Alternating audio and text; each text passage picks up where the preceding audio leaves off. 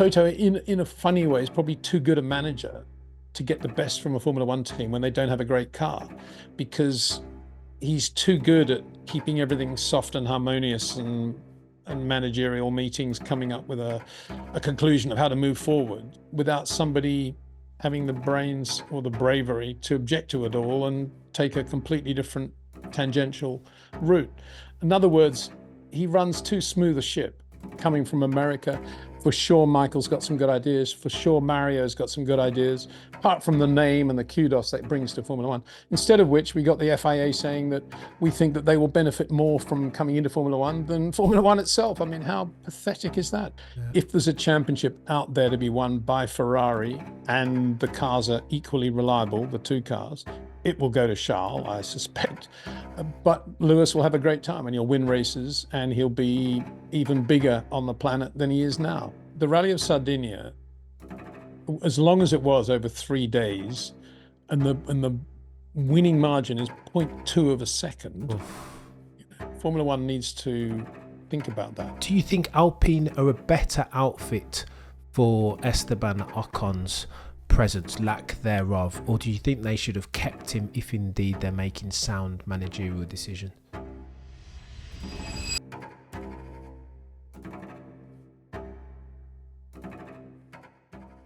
Hello and welcome to another episode of the F1 Hour. With me as always, my friend and yours, the goatiest F1 broadcaster in F1 broadcasting history, my friend and yours, Peter D. Windsor. How are you doing, sir?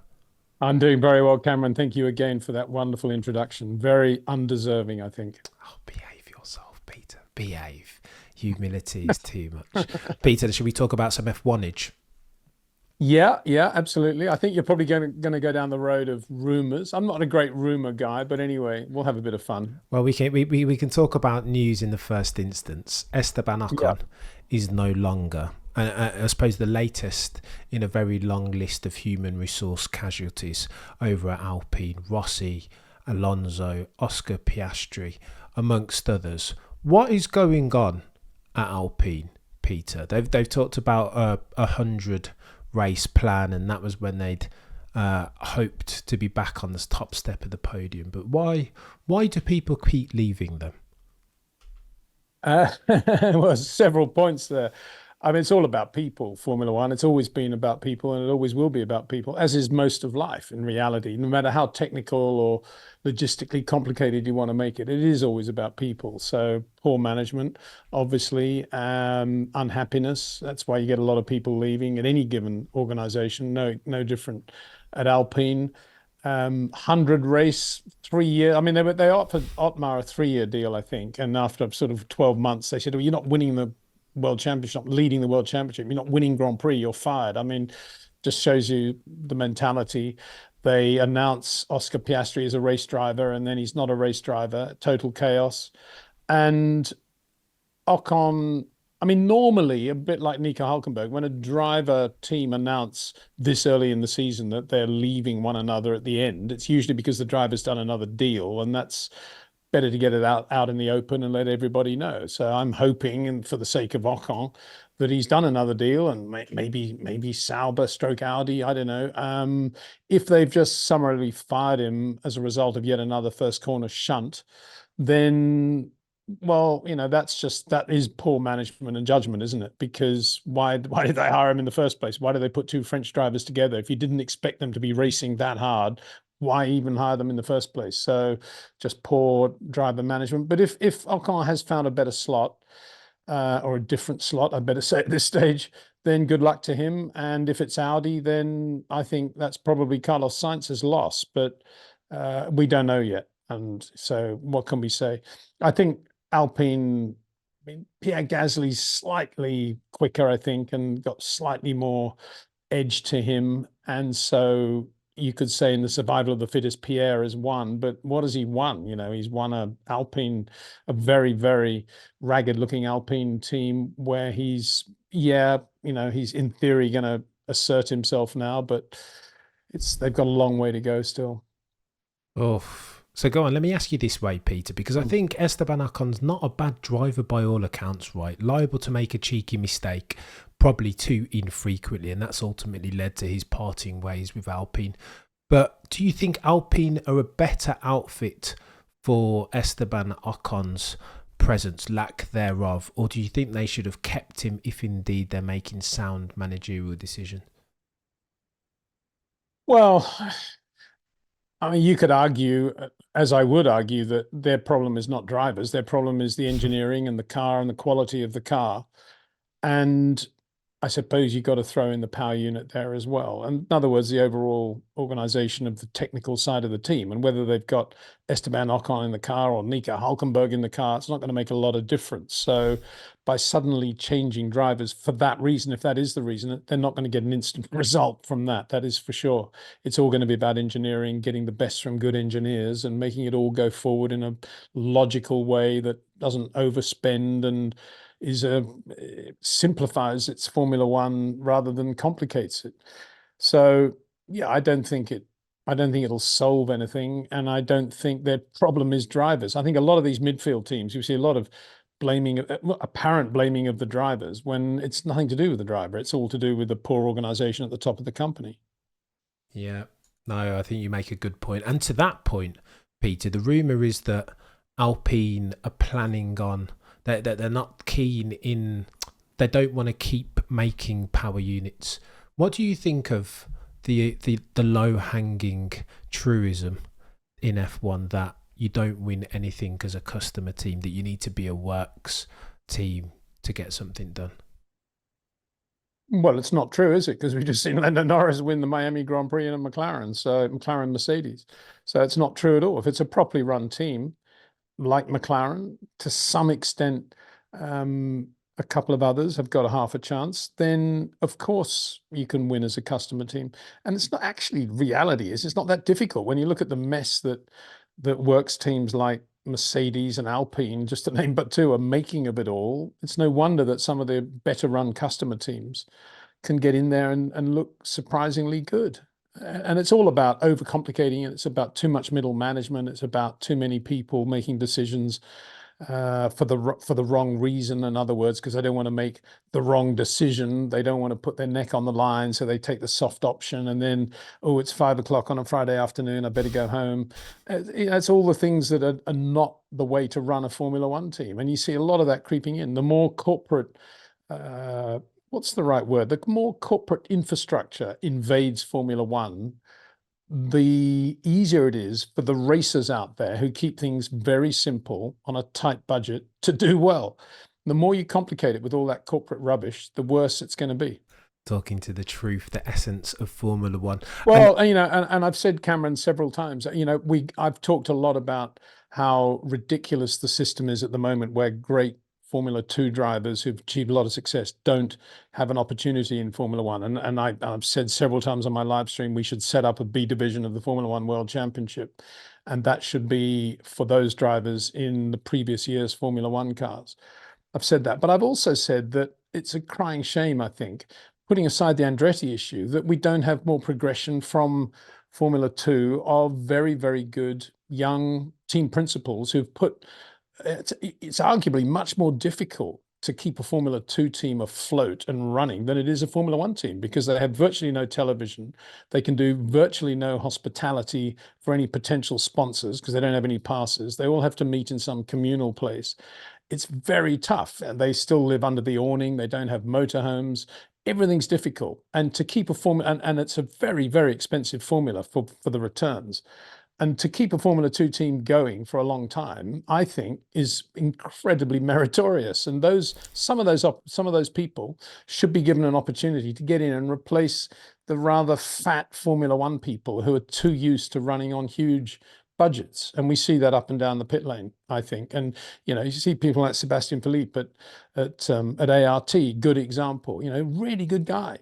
He could probably go into any Formula One team. So could Rene Rosson from Prema. They'd go in and say, get rid of this, get rid of that. Let's focus on this. And they would get in. It's new blood. But Formula One has got such a huge moat built around its castle that you don't get this new blood coming in.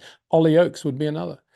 And Yeah, it's just, I think it's very sad. It's very sad that we don't have a turnover of young people. And that, of course, then echoes on into the Andretti thing about, oh, no, we don't want Andretti coming in because it's going to mean less money for us. Just ridiculous. It should have been greeted with adulation and wow, Andretti's coming in. We collectively as a Formula One group could probably learn a lot from Andretti and the way they go racing. They're coming from America. For sure, Michael's got some good ideas. For sure, Mario's got some good ideas, apart from the name and the kudos that brings to Formula One. Instead of which, we got the FIA saying that we think that they will benefit more from coming into Formula One than Formula One itself. I mean, how pathetic is that? But Peter, how do you fix for that? If we play devil's advocate for a second, I'm Christian Horner, say. Why would I want Andretti to come in and take an additional piece of the pie, especially when I've been instrumental in doing all the Drive to Survive shenanigans and building up a sport into what's now a mainstream behemoth, right? Why am I incentivized as a modern day team principal? But what right? I mean, you've mentioned Christian Horner, so we'll mention his. What right has Christian Horner to say that Michael Andretti hasn't had just as hard a battle to get to where he is to put the money together to put a Formula One team together? He's got no right to say who should and shouldn't come into Formula One. And to be quite honest with you, Red Bull and Christian Horner have got enough success and money anyway. What more do they want? Okay, they've got to they're going to have to take a 1.5% cut or something if Andretti comes in. Is it really going to change their lives? They've all got far too much money anyway, or spent on the wrong things in many cases. Not really in the case of Red Bull. I mean, Christian's probably a bad example for all of this because actually he's done a pretty good job. And he's probably one of the few out there that would like to see Andretti on the grid, but he's probably having to toe the party line. But there's a lot of others out there that correctly, as you say, don't want him in. And part of it is just fear that they'll get shown up. It is, and they'll have less money. But money should be, in sport, it should be a reward for success. And if you're not succeeding, I'm sorry, you're out. Somebody else needs to have a go. That's how it should be. Yeah, geez, Peter, I don't hate that. It's a difficult one, this Andretti Global and High Tech and Lucky Suns, though. Like, I just don't know. I feel like it's almost like a case of don't hate the player, hate the game, that the Concord Agreement is set up such that 200 million as far as a dilution fee isn't representative of the modern day valuations of an F1 team, all of whom are currently in excess of $1 billion US, right? So 200 million is that not, do they need to tinker probably with the dilution? I would go back several lines in your last sentence and say the Concord Agreement is set up on completely the wrong principles for sport in 2024. That's what I would say. And yeah, once you go down that road of franchises, of course you're going into absurd money. And a lot of it, as we see when quite a lot of these other entities in other sports do go public, it's all just hot air, isn't it? There's nothing there. And of course, it's the same in Formula One. And they've got this value. They're all petrified now. It's under the heading of money ruins everything. They're all petrified to make changes that will in any way encroach on their income. But it's completely wrong. As I've said, this is a sport, and it's survival of the fittest. And if you're not succeeding, you are prone to be thrown out and replaced by somebody, let's say younger, maybe, certainly better, or certainly more hungry and with a better feel for going racing on a smaller budget. And that's where we should be going, and we're not. And it's and I don't think that there'll be any changes. And I think that's to Formula One's detriment.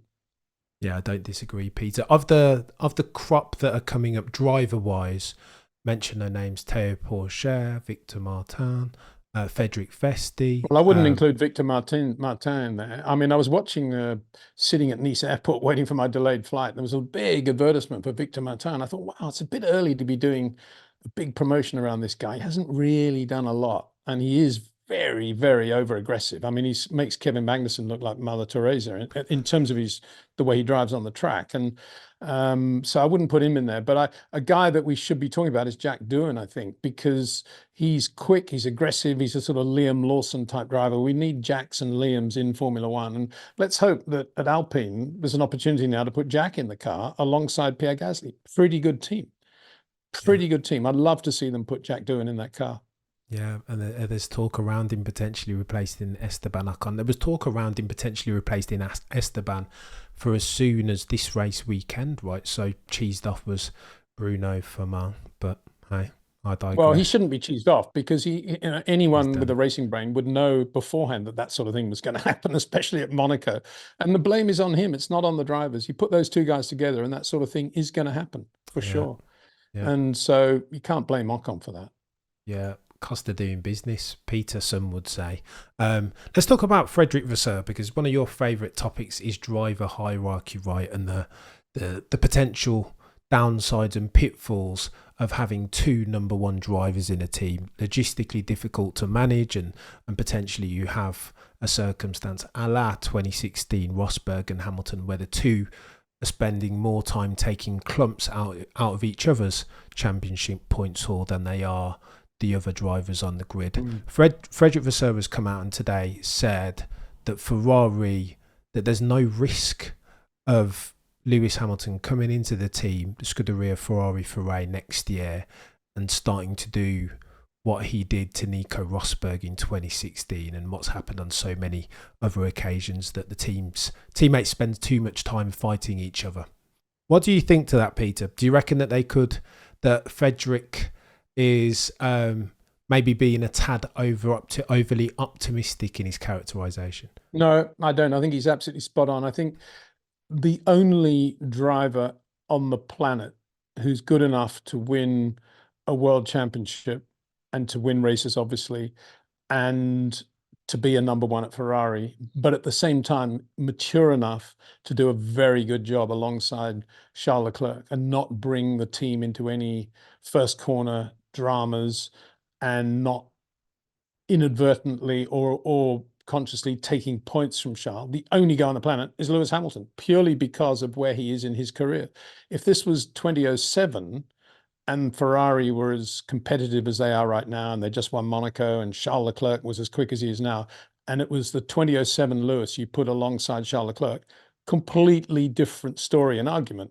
But this isn't. It's 2025 next year, and it's a 7 times world champion at the back end of his career, unbelievably happy to be driving for Ferrari after all the rubbish he's gone through at Mercedes in the last 2 or 3 years, who's going to be very relaxed. He's going to be in there doing what he does pretty well. He's going to win Grand Prix.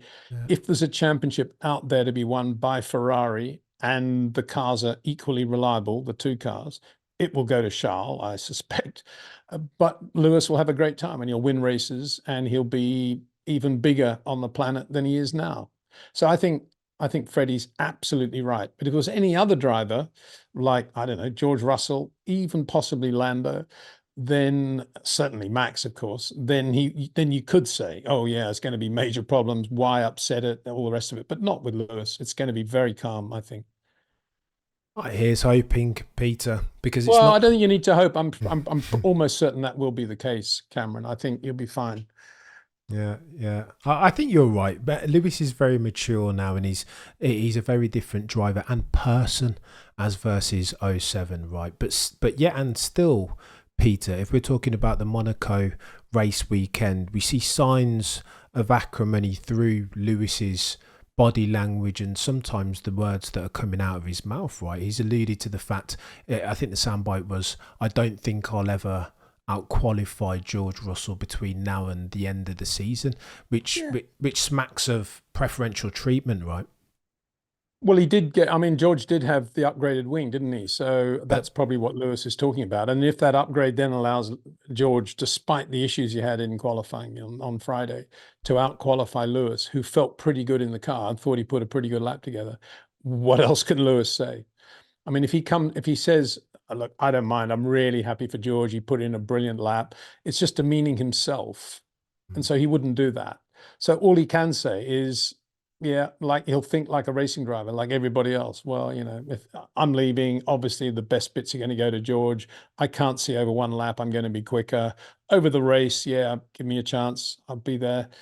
Of course he's going to say that. I yeah. mean, that's a logical soundbite. It's not even worth asking him to say it because we all know what he's going to say. And I'm surprised that anybody even asked him that question. But, I think a better question to ask Lewis would be, in equal cars, where do you think you are now in terms of one lap pace alongside George in a very good, well-balanced car with high grip? And you'll get Lewis saying, oh, I'd like to think I'll be quicker. Yeah, for sure. That's what he would say. Yeah, I mean, if he didn't, I'd be shocked. Yeah, and I suppose that's going to be the question next year in Ferrari, right? Is he going to be able to outqualify the person who arguably is the quickest point to point in F1 as I at don't think he's going to 2024? worry about that. I think I don't, he Mm, might, periodically, I think he might. I think generally, if Charles doesn't, does have off weekends, doesn't he? And we know yeah, that. That's one of the great things one of the charming things about Charles. He does have off weekends, but much more importantly, he's not afraid to admit it either, admit his own mistakes, unlike a lot of drivers who have off weekends and always blame the car. A bit like Yuki Tsunoda after China, oh, there must be something wrong with the car. Well, yeah. there wasn't. We know now there was nothing wrong with his car, apart from the fact that it was being driven by somebody who'd never been to China before, not very good at adapting from the sim to the actual track. Correlation issues, you could Oh, say. there. Um, but going back to reality, I think I think Lewis will be fine, and I think he'll be very relaxed. Even if he's a couple of tenths away from Charles, he'll be there. Come race day, he'll be fine. He'll do a really good job at Ferrari, I think. Speaking of correlation, Mr. Windsor, Mm. the story going, or one of the biggest stories going into Montreal is that, but will Red Bull revert to the mean? Are we going to continue to see their dominance and all of their curbing issues go away? Because Canada is a track around which you need to be able, you need drivability sufficient to take a couple of curbs, right? And Max Verstappen has been saying that he's driving a kangaroo of a car and the issues are fundamental, not solvable with a couple setup tweaks. What do you think we'll see from Red Bull this race weekend? Are they going to become dominant again like they have been the past bloody 24 months? Or do you think still convergence from McLaren and Ferrari? No, I think they'll be back where they always were. I think they'll be really good in Canada. And I think Max's comments need to be seen under the heading of on circuits where Red Bull can't exploit their slight top speed advantage and the overall aero package they've designed for that car, on circuits where they have to just get as much downforce out of the car as possible. What is the car like to drive? Answer, well, in that case, we haven't got as much grip and downforce as, say, McLaren or even Mercedes, maybe certainly Ferrari. And because of that, we have to run lower and therefore stiffer. And when we run lower and stiffer, the car's not very good on curb strike. But when you get to a circuit where it's rewarding all the qualities of the Red Bull, i.e. Canada, i.e. Barcelona, to name but two of the upcoming circuits, probably even Baku, then yes, of course, the car's never going to be brilliant everywhere because it's a compromise car built for the 2024 World Championship range of circuits. And when you get to Canada and it can exploit its top speed, then they can run a bit more downforce relatively than the other cars, and they'll end up with a bit more grip, and they'll be fine. They'll be absolutely fine. They'll be the same over the curbs that they've always been, and they'll It, be quick. And as soon as he's quick, Max will say, "Oh yeah, car's pretty good actually. Yeah, I'm missing this curb here. It doesn't really matter because I'm still quick." wow. That's what'll happen. I And see. everybody else will be trying to take wing out of the car to get more top speed to match Red Bull, and then they'll start losing traction and a bit of turn in, and then they'll start playing around with ride heights and trying to get more grip that way, and it'll just it'll become the usual chase. Wow. That's what I think will happen, assuming the weather's consistent. And there are a number of variables obviously that come into play. One is that it is again the range of the super soft Pirelli compounds, and since we've been on those, Red Bull have not been very good. But then Canada's a very different circuit to the last two. And then I think the other point is that the new track surface itself is an unknown, so that may offer a lot more grip too, and the weather too. But if you take all of those out of it, Red Bull should be super quick in Canada. Oof. Do you not think Canada, they're pitching it, Canada, as being another track around which you need to curb? That if your car's No, not good at, no, you don't no. think I so? think you need good top speed in Canada, good traction. And I think if you avoid the curbs, I mean, those curbs in Canada are terrible for everybody. If you think of that, not necessarily turn one, turn two, but that next chicane where Jabouille and Panis, I think both had their Mm. chances going into there, is a very difficult chicane, if you start touching the curbs at the apex, it can jump you, a bit like the exit of the swimming pool. And the same for the next two chicanes. There's a lot of curb there where you just want to stay away from it. I mean, is there a car that's good over those curbs where you can really ride those curbs and have no problem at all? I don't think so. It's a bit, as I say, it's very like that section of the back end of the swimming pool. And if you hit that apex curb, as Valtteri Bottas will tell you, then you'll go straight into the wall on the other side. Wow, irrespective. The chat. But you can blame the car if you like, but to me it's the curbs. And I think Red Bull can do a very good job of just avoiding those curbs. Yeah, the track will be a little bit wider, but Max has shortened the corners anyway. So, you know, where's the issue? Yeah, fair. He says glibly, I'll probably be proved to be completely wrong, but that's my gut feeling going into Canada. I suppose if you take, it depends on how much Max is. I know that you said before that he's a racing driver. He's always going to speak in almost exaggerated terms around the fundamental flaws of the car. But Max has said for a long time, right, that RB20, that it can't curb, and even around Monaco, part of his issues that it wasn't an extent to which he could take the curbs. He was just completely driving around them, right? Whereas, well, no, especially around Monaco, as I say, because they got to run it lower than they would want in order to get the downforce, because they don't have as much inherent downforce in the car as for the, you know, on a high downforce circuit with no top speed. That's what it's all about. And I still say in that sense, I think Max is talking about the little world of Monaco and probably a little bit of Miami maybe, but it's not the real world of the 2024 World Championship. And, you know, has anybody asked him recently about his top speed, for example? Oof. Yeah, has anybody said to him, oh yeah, but you know, let's talk about top speed then, Max. You were something like 6 kilometers quicker than the Ferraris in Imola, weren't you? And he'll say, oh yeah, we were. Actually. Yeah, we were. We were. Yeah, I've forgotten that. I've forgotten that. Yeah. Of course, he's only going to focus on what he's just been doing, and you know. Fundamental, what does that mean? Does that mean fundamentally inherent of the design, or does it mean fundamentally over the 3 days of Monaco, we were fundamentally unable to get this car to really go over the curbs? I mean, what does it mean? English isn't his first language either, let's face it. Yeah, no, it's a good shout. I think scarily or concerningly for Max, though, is that Charles Leclerc, some of the mistakes that you talked about earlier, Peter, have come at the hands of curbing, because Charles Leclerc historically does like the geometric racing line is his thing, and he's fallen foul of that, not least at Imola a couple of years back when he took too much curb. All of a sudden now, though, to Ferrari's credit, it's almost like they've taken some of the absolute terms performance off of that SF24 car and tacked it on to drivability. And now Charles is loving life as far as his curbing. Yeah, no, what they've done, they've just given themselves more downforce. They've effectively got a bigger sweet spot in which to operate, which allows for more driver error and better time management, but they've lost top speed in doing that. That's why I keep coming back. You know, top speed is the absolute key to all of these discussions.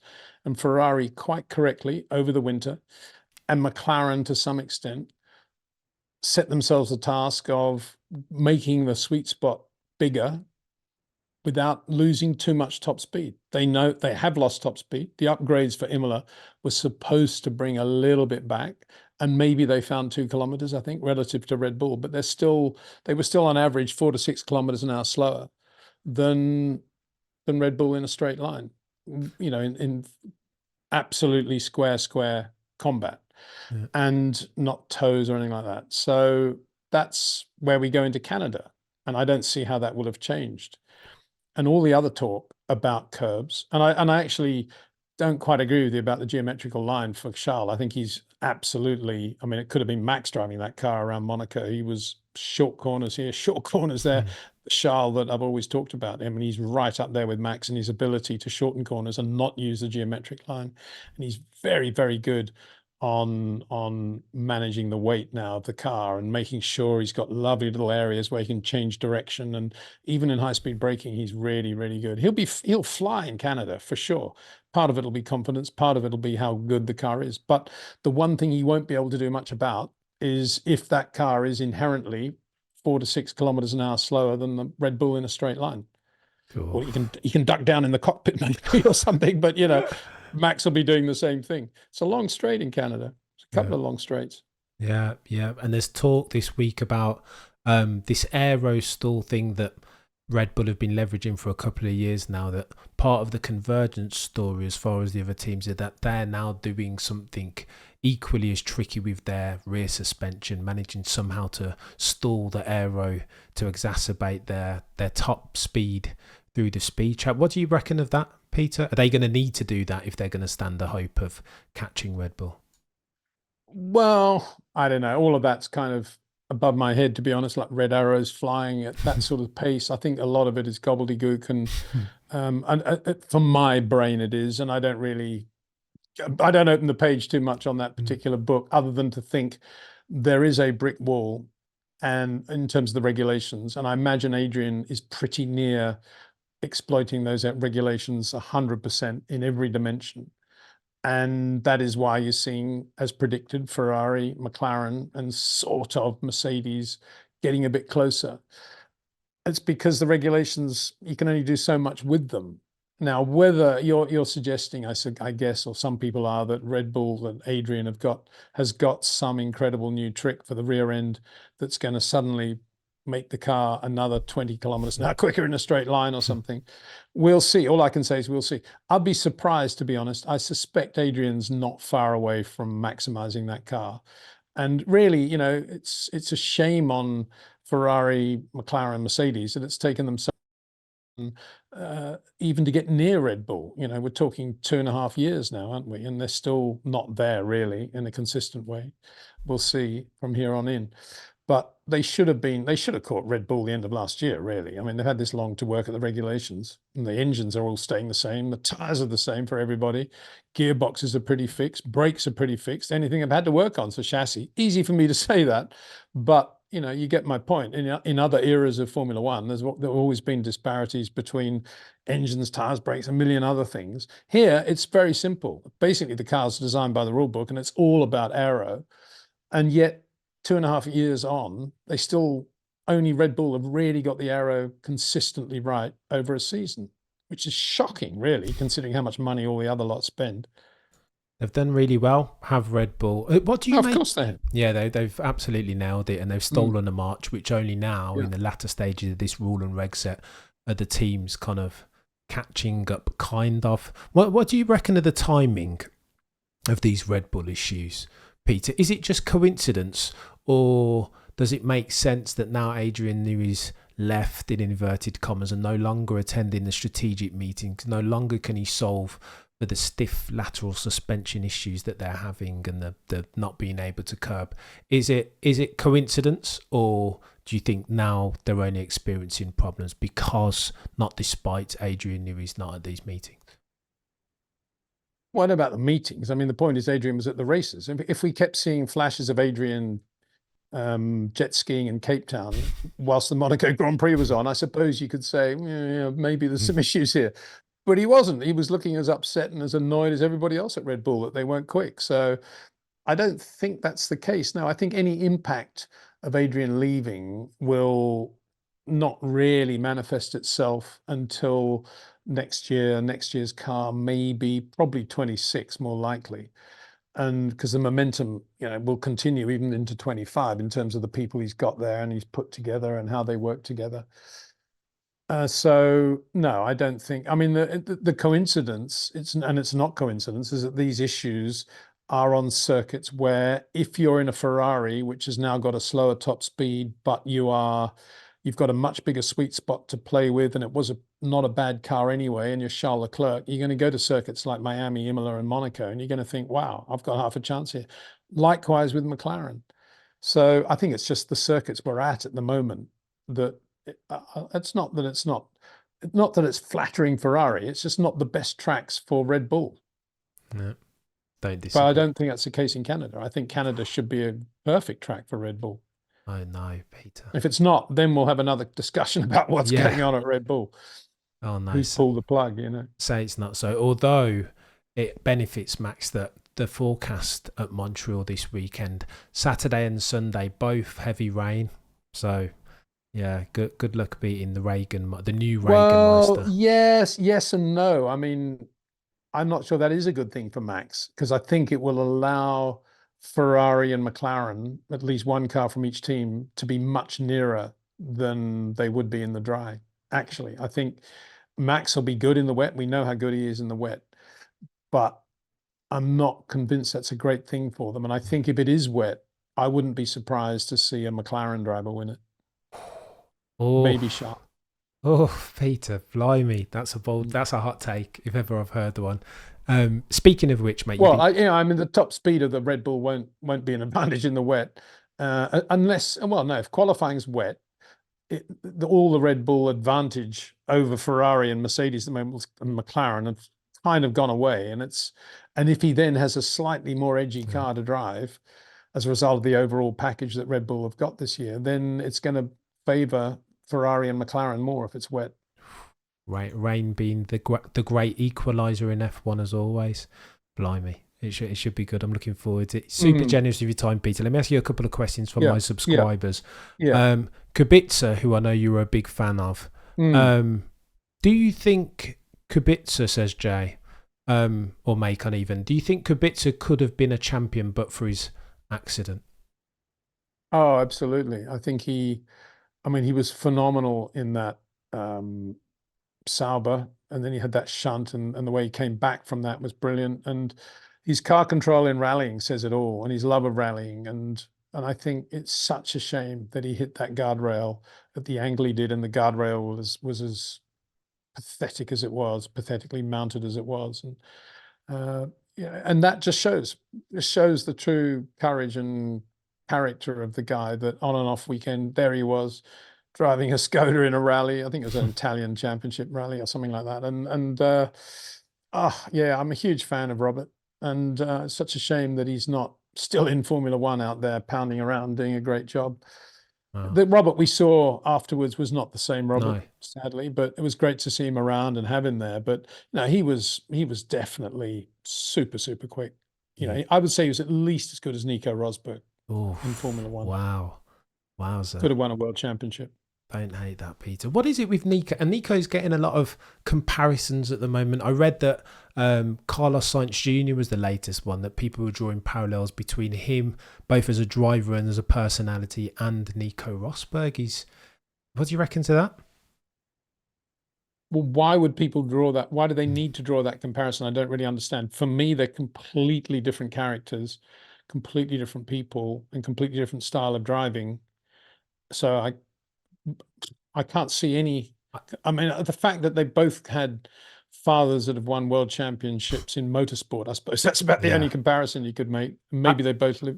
No, Carlos doesn't even live in Monaco, does he? So where else would there be a comparison? I can't even imagine. I think the correlation, as I see it, is that both weren't the quickest as far as their natural abilities as F1 drivers. Neither one of them was a Lewis or an Ayrton or a Max, right, natural ability wise, but that they both had this, like, a will to win that allowed them to optimize and kind of negate that deficit, right? That they both had this race IQ and a determination, and both really, really industrious off the track, which enabled them Nico to beat Lewis in 2016, which should never have happened, right? But I don't know. Yeah, I think.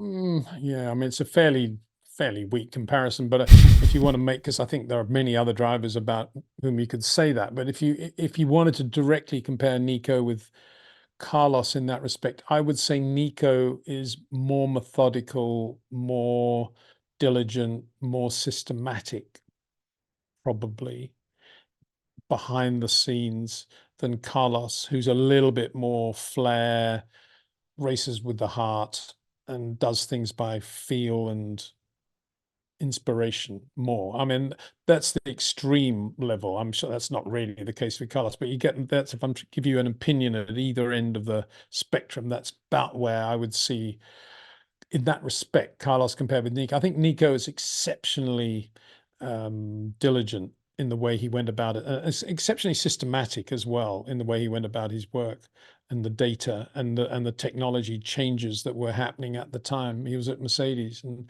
he took full advantage of those and maximized them. Yeah, I don't think Carlos has ever done that anywhere, really.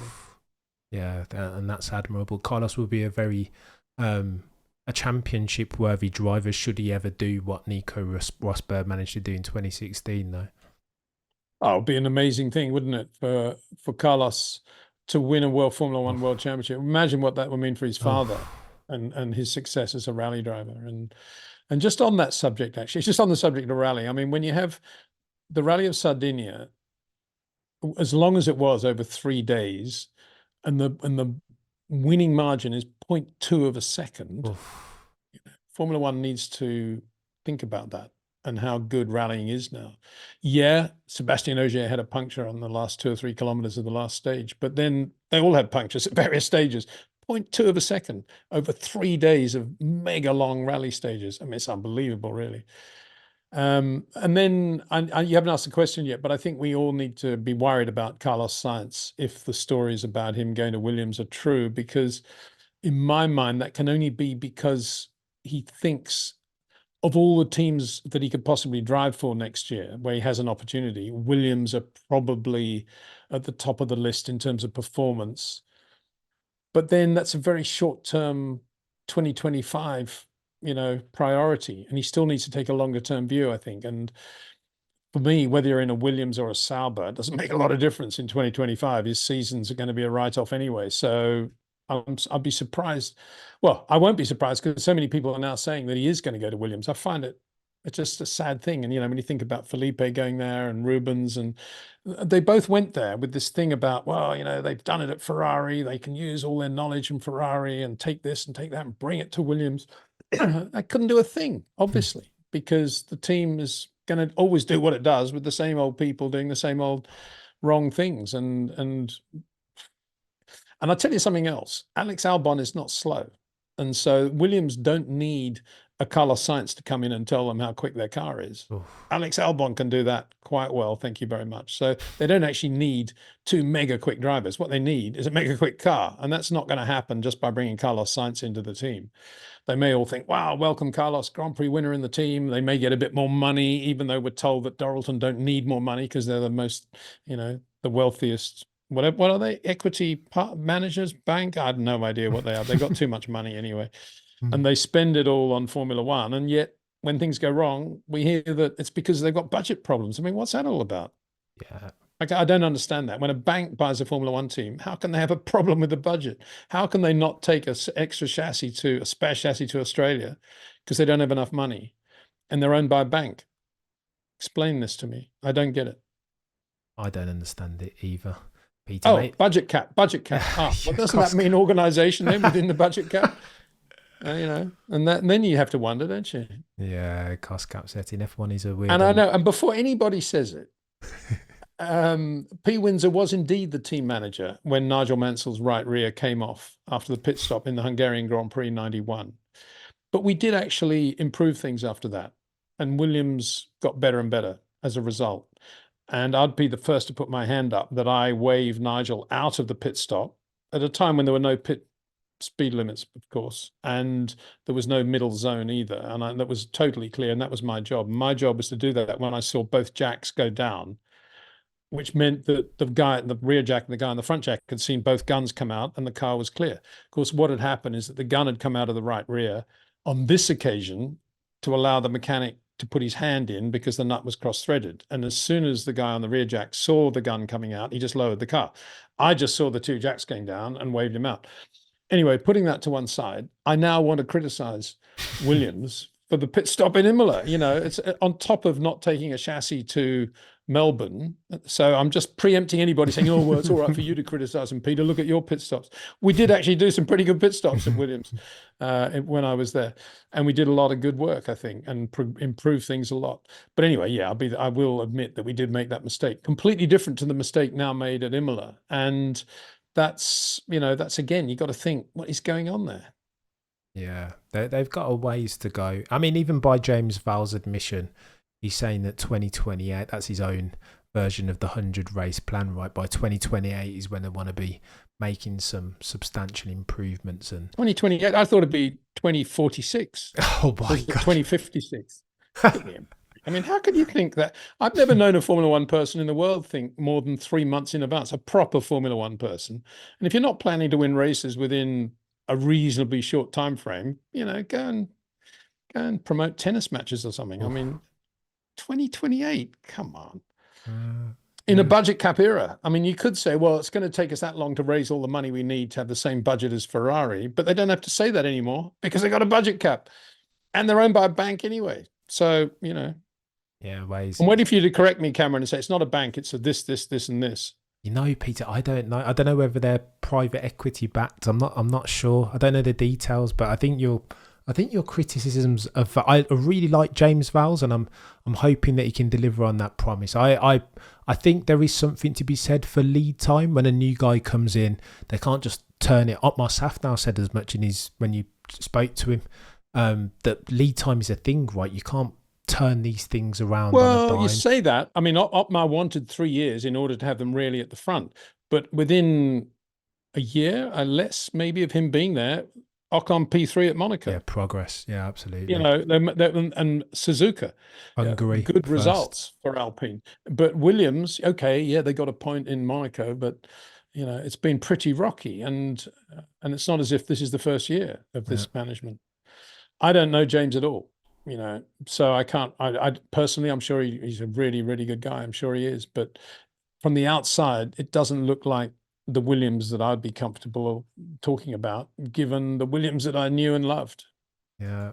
Oh, Peter, I don't disagree with you, though. I want to. Hopefully, they can start to make incremental. Well, the Williams gains. that I knew and loved was based around 5 unbelievably talented people: Patrick Head, Adrian Newey, Paddy Lowe, and his team. John Sutton, I'd include in there. 2 very good race engineers: John Russell, David Brown, Nigel Mansell, Ricardo Patrese. Oh, the A team, though, Peter. You can't do you know what I mean? You can't. Yeah, buy but that the sort A teams out there, you don't. Just because that was the A team doesn't mean to say there are no more A teams to be put together. And from where I humbly sit here, I don't think Williams's problem is the second driver, replacing, getting Carlos Sainz in the team. I think their problem, quite clearly, is at managerial level in terms of design of the car and operation of the car in race situations. And there seem to be some issues there. Yeah. Jeez. Speaking of drivers, Peter, the word on the F1 curb is that Checo Perez will be extended, or at least the announcement about his extension will happen at some point between now and Canada. What's wrong with F1 where Carlos Sainz Jr. comes back after appendicitis surgery and wins a Grand Prix, but yet has no job for 2025? And Checo Perez, on the other hand, has materially underperformed that RB20 season to date, but gets a contract extension. How square this for me, Peter? How is this even a thing in the weird and wacky world of F1? Well, they're 2 different things. I've always said Perez has got a very good chance of keeping that drive, partly because he kind of fits the bill that Max needs in the other car, and partly because he brings serious money with him. And so, classify him as a paying driver if you want. Whereas Carlos has never brought money to a team. Maybe when he was at Toro Rosso, a couple of Spanish companies came with him, but it wasn't massive, wasn't significant. So that's what that would be. I mean, if Carlos had been on the blower to Christian Horner saying, look, I'm not a paid driver and I want to be paid X amount, but I can bring 12 million to the team next year, I think he possibly would have had a bit more gravitas. But that, when you've got a guy like Perez who isn't that far away from Carlos, I mean, let's face it, he's won Grand Prix as well, who's bringing a lot of money to the team and knows the team, what are you going to do? You're going to probably keep him. Carlos, it's not as if Carlos hasn't had a lot of opportunity. He was a Red Bull driver, let's face it. And, Red Bull gave him a big opportunity at an early stage of his career. Red Bull are very difficult people. There's a lot of talk about the Red Bull Academy and how many world champions they produce. Think about all the drivers they've hired and had deals with who haven't gone anywhere. And indeed, they've arguably ruined the careers of. So I'm not saying they ruined Carlos's career, but certainly it didn't work out for him the way it worked out for, say, Daniel Ricciardo. And then it was a difficult time at Renault and McLaren. And then he went to Ferrari. And I, as I said, been saying all along, midway through last year, I think he really had a talk to himself, probably during the August break, about how to drive within his own field of perception and world of quite late turn in and not try to do what Charles doing, but just maximize what Carlos does. And he did that really well. And that's the Carlos we see at the moment, give or take the odd mistake. And he'll always be that driver. You know, he's never going to be a Max Verstappen or even a Charles Leclerc, but he's going to be a very, very good, quick racing driver that can win Grand Prix in the right car in the right situation.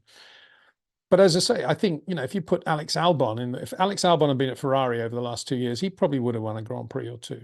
I'm not in any way detracting from Charles. I'm just saying, sorry, from Carlos, but I'm just saying that from Williams' perspective right now, they know how quick that car is, or how slow it is, if that's the way you want to look at it, because that's what Alex Albon's doing. He's not a slow racing driver. And more significantly, perhaps, he's a very similar racing driver in terms of style to Carlos Sainz. And that's not always a good thing. You really typically want to have in a team, if you can do it, you want to have one short corner driver, quite early turn in, and you want to have a guy a bit like Lando, who's a little bit more classic in his approach. So McLaren have got a really good combination, probably inadvertently, probably didn't realize it when they did the deals, but they got a really good combination, as have Red Bull in effect, because Perez is never going to be as good at managing the dynamic weight as Max Verstappen.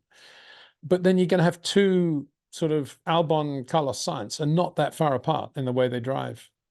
Yeah. Very similar in reality. So if he does go to Williams, you have to say, why would they be doing that? Why would they want to have two drivers of very similar style? Yeah, you don't optimize for your driver pairing like that. Yeah, in terms of getting feedback from the car and data from the car. Yeah. Blind. Maybe they don't know that about the style of their drivers. That's a possibility, of course. As you round third base, Mr. Windsor, you've been super generous with your time. I'll ask you this final one in two parts. Toto Wolff, McLaren F1 says, is he cuts a very tired, almost fatigued figure. Is it time for Toto Wolff to take a step back and allow fresher blood to take the reins? And then second part of that, as Adrian Newey still hasn't announced where he's going to go, could he work with Toto Wolff under the right settings, do you think? I mean, Toto's created that situation for himself. And so he's never going to fire himself. And he's doing it because he loves it and he enjoys it, quite clearly. And that's a good thing. Are there other people out there right now that could do a better job than Toto? Well, I think there are, but you're always inheriting a situation, you know, the 300 races, the 500 races, the 10-year program, whatever it is they want to blame for not succeeding.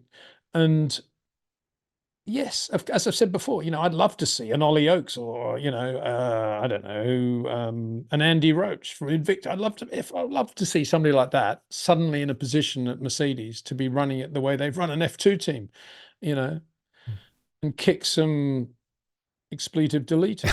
And I think that's what you need. And as I've said before, you know, I think Toto probably runs in the same way that I always said that David Coulthard was probably a bit too intelligent to become world champion. I think Toto, in a funny way, is probably too good a manager to get the best from a Formula One team when they don't have a great car, because he's too good at keeping everything soft and harmonious and managerial meetings coming up with a conclusion of how to move forward without somebody having the brains or the bravery to object to it all and take a completely different tangential route. In other words, he runs too smooth a ship. And I've said before, you know, I think a Formula One team needs to have a rocky edge to it in order to be super successful. Of course, it can just go round and drone round and pick up points, now that we have points down to 10th place particularly. But you know, Mercedes should be only aiming to win every Grand Prix. And that's only going to happen with very edgy decision-making, brave decision-making, based on real knowledge and fundamental understanding of what racing and Formula One and racing people are all about. And I'm not sure that is what we have at Mercedes right now. Oh, Mr. Windsor dropping bars on that bombshell. Mr. Windsor. Well, I don't know if it is a bombshell. I mean, most people. Behave. I mean, Toto would probably agree with me, you know, and I'm not in any way decrying his talent over the years to raise a lot of money for Formula One from Mercedes and other companies, even though one of them was a bit dodgy. And Toto, given his financial background, should have known better, I think, than our cyber friend. But anyway, cryptocurrency friend, whatever he was. But in general, I think he would concede that he's probably a bit too good at management, because he does keep things pretty slick and gets the best from people, and isn't, he doesn't slam the fist down possibly as much as he should. I love that.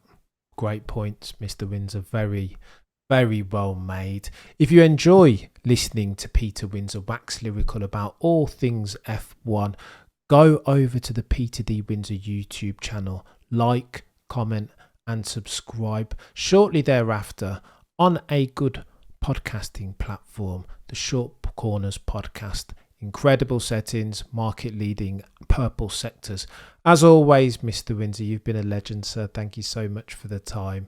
I've been Cameron F1. Do me a favour, between now and next time, remember to always look but never stare.